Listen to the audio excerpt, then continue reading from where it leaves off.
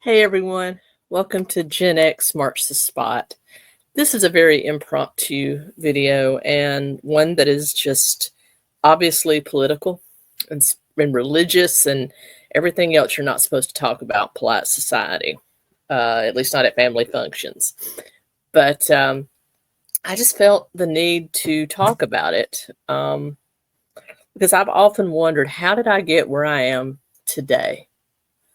For those of you that just started following me, I was raised in a middle-class household, and no, I literally was raised in a middle-class household in a small town in northeast Alabama, under the foothills of the Appalachian Mountains, under Sand Mountain, to be quite honest, quite specific. I was raised in a split household, my mom and then my dad. My dad was a Korean veteran of the United States Marine Corps. My mom worked many jobs, but I was well provided for as a child. I grew up in an uber conservative household and a very fundamentalist religious household. My mother and I attended a Church of God. My dad was a Methodist, but there was, I didn't really have a whole lot of contact with the Methodist part. Very fundamental Pentecostal religion. And so there were a lot of rules associated with that. Not that my mom made me wear a skirt all the time or anything like that. It wasn't like that, but it was a very fundamentalist Pentecostal church. And then my mom later became a Southern Baptist, which can also be very fundamentalist and strict. But there were rules. Girls could do this, couldn't do that, very gender specific rules. So I was raised in that kind of environment. And as a child, I was a staunch conservative. If a child can have a political identity, I was a staunch conservative and a Christian. I wanted to be a pastor or something in the clergy for the longest time. But a very fundamentalist preacher told me that wasn't allowed. And that broke my heart. And so also I was struggling with my own sexuality. I knew from early elementary school that I had a crush on female teachers. It wasn't sexual because children at that age aren't sexual, but I knew I liked them. Like my friends liked, my other girlfriends, like actual just girlfriends, liked boys. I liked my teachers just because, and it wasn't weird. It was just, that's an authority figure. They're smart. You develop a crush. It was nothing like that. And then later on, I developed girl crushes on other girls in school and just kind of settled in going to a very, country public school. I just kind of settled in and became a loner. I had some friends, but pretty much scaled into being a loner. I became quite involved in church, then kind of got disenvisioned of a church because I became so frightened of hell and the concept of the unforgivable sin, which I'm not going to get into that, but it's there in the Bible. And for the longest time, I thought I had committed that sin, so life was for naught, and I was going to hell anyway. And so I became quite disillusioned and just sick of religion. And so I started searching, and I ended up actually going to a honor military school where I enrolled in senior ROTC, served in the military. And then after I came out, I got a scholarship and attended Judson College, which the pandemic got it, but Judson College in Marion, Alabama. It is an all-girls Southern Baptist college, and there I really flourished. I took some religion classes and had a very liberal Methodist preacher that taught my English class, that taught my theology classes. And then I also had an English teacher that was an Episcopal priest, Dr. Thornton. I'll never forget him. And he knew I was troubled and he took the time to talk to me. They both did. And I just kind of explained what was going on, and they kind of helped me realize I had not committed the unforgivable sin. Now, this is years. I would put it out of my memory, and then it would creep back up, and I'd become terrified again. They explained to me what that was, and that I had not committed it, and that if you've committed it, you don't know you've committed it because you'll never seek God again. It was a long, theologically jumbled explanation. but I understood that I had not committed that. And so relief. And so I actually converted to Episcopalian because Dr. Thornton had been so kind to me. And it's a more liberal religion. And then I realized, my sexuality, at least in their eyes, was between me and God, and I didn't need to fear. It's not that I couldn't go to church. And so I began to transform from a conservative that believed all of that was wrong and you're going to hell for it, to a more moderate to liberal mainstream Christian. And so I lived my life as an Episcopalian for many years after I graduated from college, and after I moved fully away from home. I still continued to go to the Episcopal Church, and I really enjoyed it. But then I began to question, and of course the advent of the internet and all of that, I began to question, and eventually found online atheists, and eventually became an atheist. And I was an atheist. I even was a stand-up comedian. I've performed at atheist conventions, met some kind people, also met some not so kind people in that movement. And I really thought that was the answer. I wasn't so arrogant that I said definitively there was no God. I always said I saw no proof of one. Politically, I voted Democratic for the first time in college when I voted for Bill Clinton during his second term. While I was at Judson, I also founded the first chapter of College Democrats of America and served it as its first president. There was no other option other than young Republicans.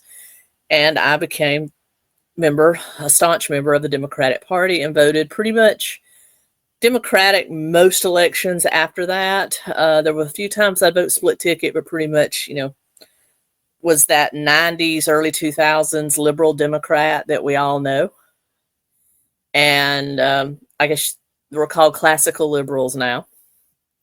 And so I became that. I eventually I did vote for Barack Obama twice. I really gave into that whole, he's a great orator. He wanted hope and change and the optimism and the joy around his campaign. I became a staunch supporter, and I voted for him twice. Could not bring myself to vote for McCain or Romney because to me they were just traditional Republican war hawks, having been so heavily connected to the military. I couldn't stand to see anybody else sent to war for something we had no business being in, at least not to the extent we were in it. So I could not vote for a war hawk. So, it was pretty easy to vote for Obama because I thought he was for hope and change and getting us out of those foreign wars. Needless to say, he got us into a lot more and actually did more drone strikes than any president, I believe, ever existed. But anyway. And the Democrats underwent a huge change during his administration. I noticed it went from that, traditional Democrat, moderate liberal that you saw with the Clintons. And then after the disaster that was George W. Bush, now give him some of his props, but a typical war hawk. God knows he and Cheney got us into a lot of crap we shouldn't have been in. Then you have Barack Obama. Everybody was ready for change. In the first 4 years, I think the joy was there, and I saw him trying to do some good things. But then the second term, with the drone strikes and Ferguson and all of the racial tensions that he seemed to be stoking, I think we had almost whooped race relations in the 90s and early 2000s. And then after 2000, and by the time we got to 2016, we were at each other's throats again. And being born in the 70s, raised in the 80s, and being a young adult in the 90s, literally the theme of that era was colorblind, be colorblind. And I thought I was doing it correctly. I thought we were all doing it correctly. And then no, by the time we get to the end of Barack Obama's first term, it wasn't enough. It was actually racist to be colorblind. You wanted to see somebody's race first. And I almost felt like it was kind of making me racist because I had been trained not to look at race. And then all of a sudden I'm looking at race because it's racist not to look at race. I don't know if anybody else feel that way, but that's kind of how I felt. And then I saw another hope and change candidate, Bernie Sanders, and I voted for him in the primary. And then I saw how they screwed him, and I held my nose and voted for Hillary Clinton, even though I knew it was another 4 years of, it would be another 4 years of war and inflation and all the bad things that I had seen start to happen during the Barack Obama era. And I saw Barack Obama go further and further to the left as his thing. You know, gay marriage, great thing.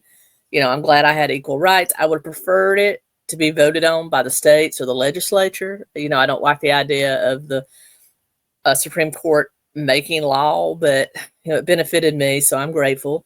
But still, I would like to have been voted on because, you know, I think it would pass on a ballot measure now.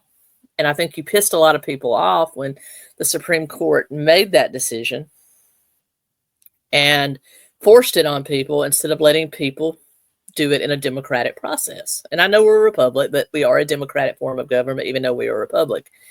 There's a democratic component to that.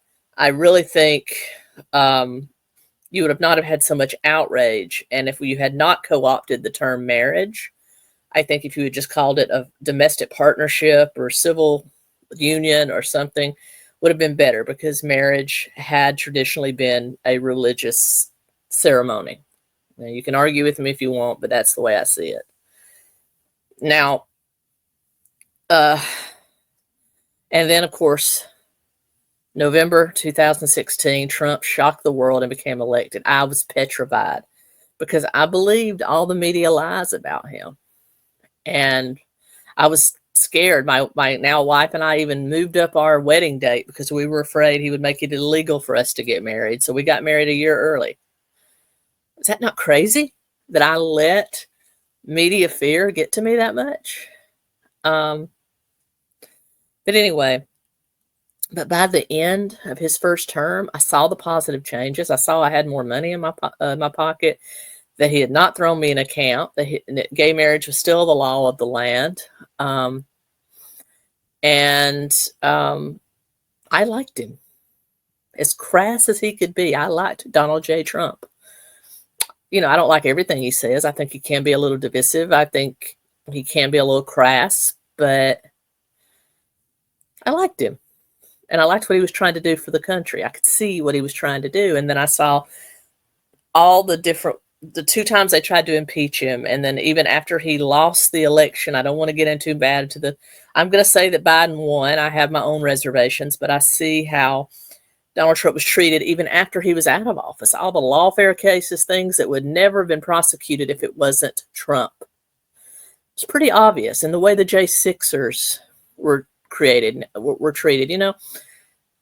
I didn't like that January 6th happened. It wasn't our shining moment, but I don't believe it was an insurrection. It was a protest, mostly peaceful. And after spending the summer of 2020 watching whole cities burn down, sure shooting it was a peaceful protest.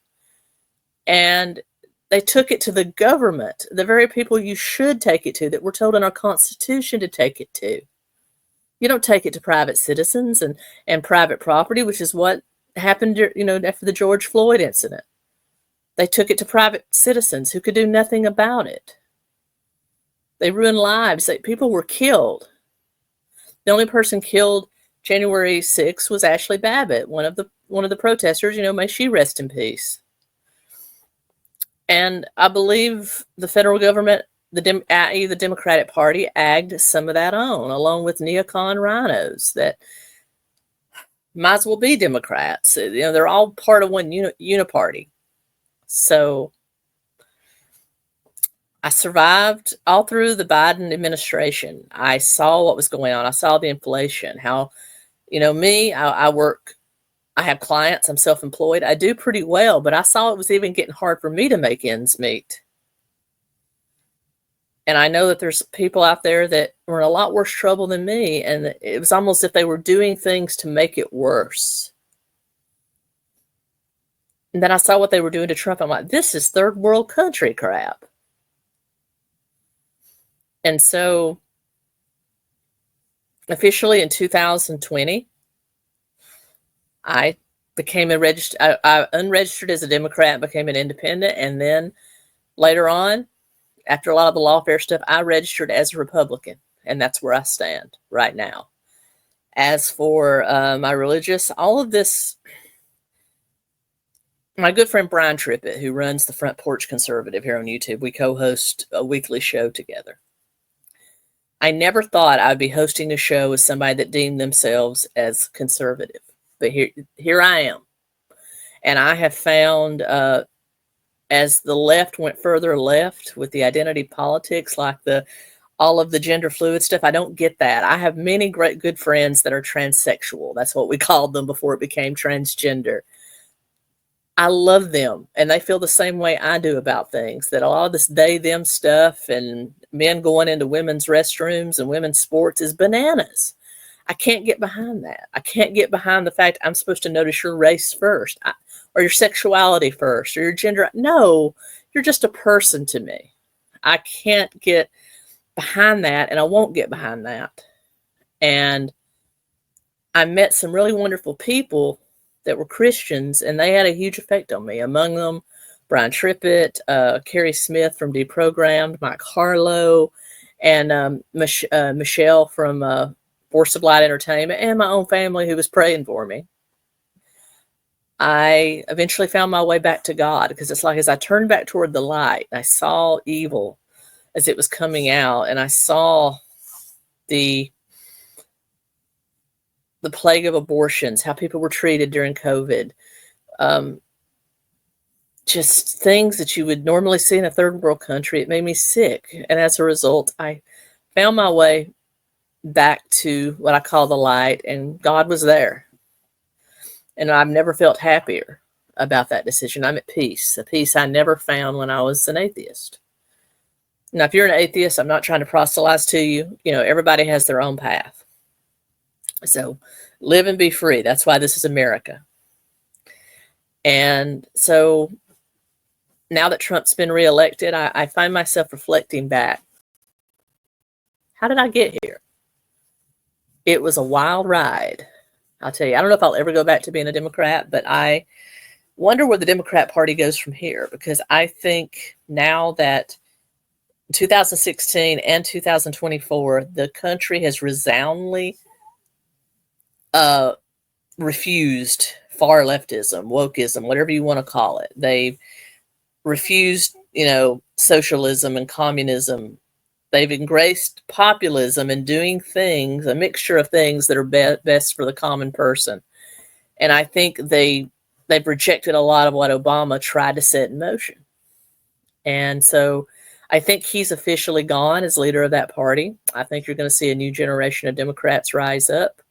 I already see, Bernie Sanders embracing some of what Trump's going to do, capping credit card interest, and he was always for closed borders. There was a lot of equality between Trump and Bernie. That's why a lot of people that voted for Bernie switched over and voted for Trump. I should have voted for Trump, but I was too brainwashed by people telling me he was going to put me in a camp.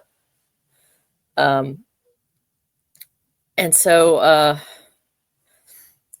where do the Democrats go? That they either learn to listen to the people and realize they need to take on a more populist platform with more populist candidates, whether they're moderate or a little bit center left, that's fine. But the country does not want to go full woke. That's obvious.